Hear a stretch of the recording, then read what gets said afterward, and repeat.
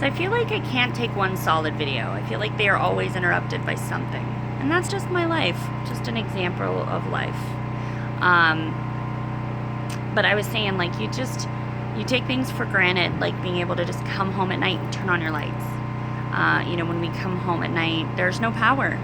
So we have to leave the kids in the car, go turn on the generator, make sure it has gas, turn it on, come in the house, and then you have lights. Simple things like that. And all of this has made me much more appreciative of normal life. I don't regret it. I don't want to go back to it right now. Eventually, yeah, sure, we're going to build a house and do all of that. But for right now, we're getting to the point where I'm very comfortable. I'm starting to be very comfortable. It's exhausting, not because it's a whole life change and it's very overwhelming and very different. But we went through a lot all at the same time. It wasn't like we were in the same town, we're in the same place, we're already on the property or anything like that. We literally left everything, our whole life, jobs, work, friends, a city that we both had lived in most of our lives, to a place we had been to one time. And it was a huge transition, just overnight. And I think that it took a little while to kind of recover from that, and I'm still sort of recovering from that. It's a lot of change. I love to travel, and I'm kind of a jump feet first kind of person in a lot of ways, but it gets frustrating not knowing where you're going, and I find myself talking to strangers a lot because I don't get a lot of interaction with people anymore. And let's be real, guys, we know I like to talk. So getting used to that has been fun. I'm hoping that as preschool starts happening and TJ and I can start creating more of a social structure, it'll feel a little easier.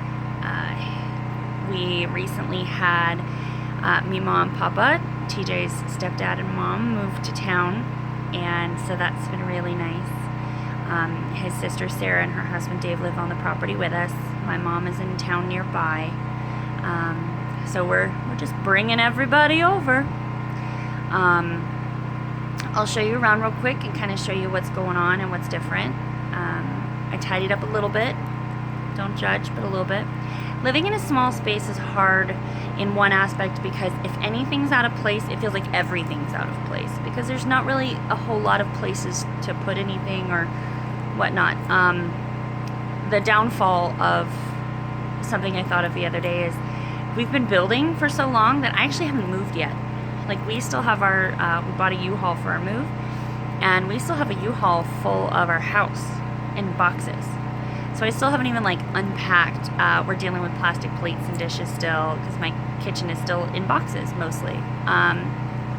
And I'm not looking forward to that. Not at all. Because you just want to feel settled.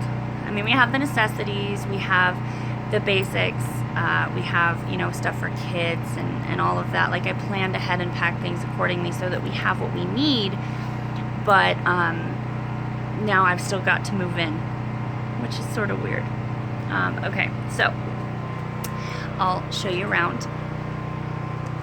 So I showed you before our living space. It's kind of evolved a little bit.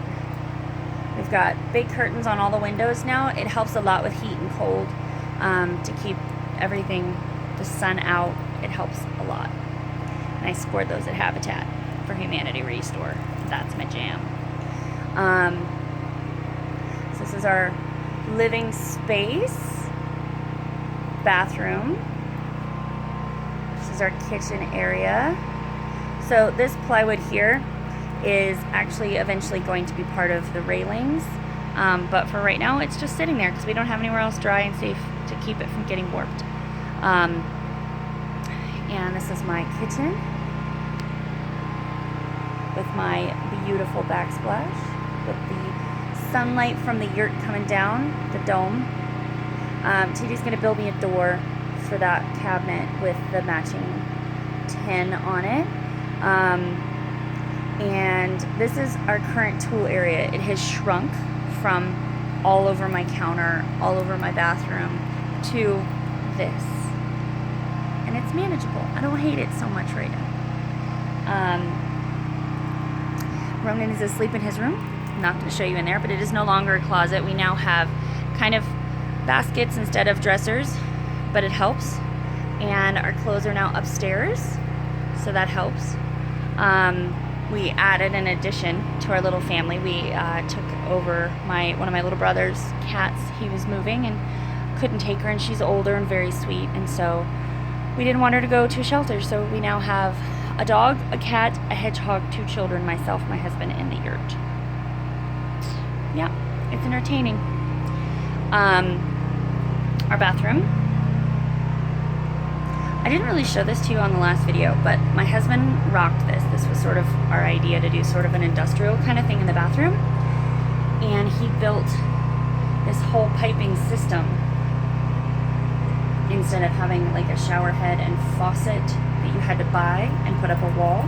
Instead, we have this like open bay kind of thing with the piping system here. And then this is the hot and cold, obviously, shower, tub, and it works awesome.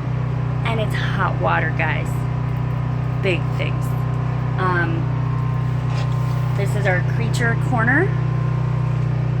Dog crates down there, cat boxes up here, food and water for everybody. And the nice thing is, because my toddler thinks water dishes are his, the way that this little pony wall is with the tub, I just shut the door and the dog can't get out and the kid can't get in. It's fabulous. It works great. So I wanted to kind of show you this because it's really cool, and honestly we'll probably be doing something like this when we build a house. This is our tankless hot water heater.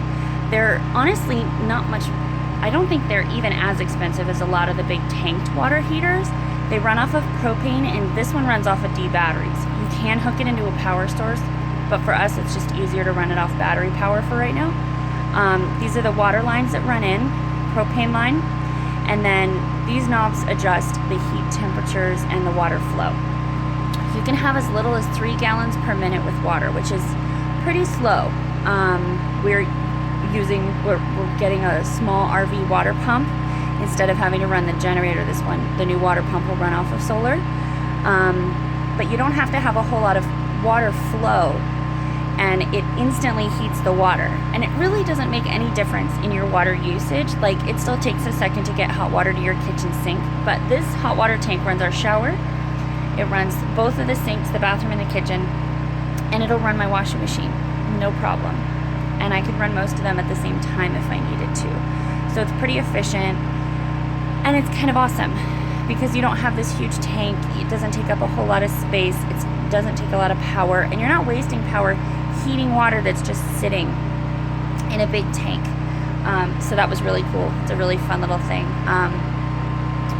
ShopTinyHouses.com is an awesome resource for anybody that's wanting to do this. They have great products.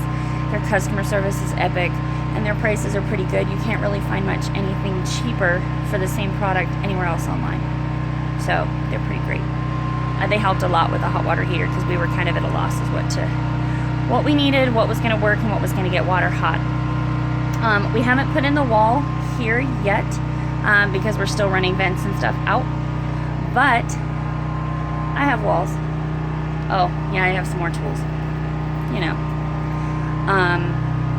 But check this out, watch. Ready, guys? Yeah. I took some knobs. I thought these were kind of fun. These are the faucets instead of regular doorknobs. You know, I have to have a little flair. My washer, my dryer, actually, my washer works now. And yeah, Violet's room's pretty much the same. Ronan's is a little different, but yeah, life's good. It's a little crazy. I feel a little bit more grounded this week than the last few weeks. Last week was a little rough. The week before was a little rough, but now we're kind of good. And again, last but not least, I'll show you out. This is my beautiful view. Yeah, this is our U-Haul full of everything else we own.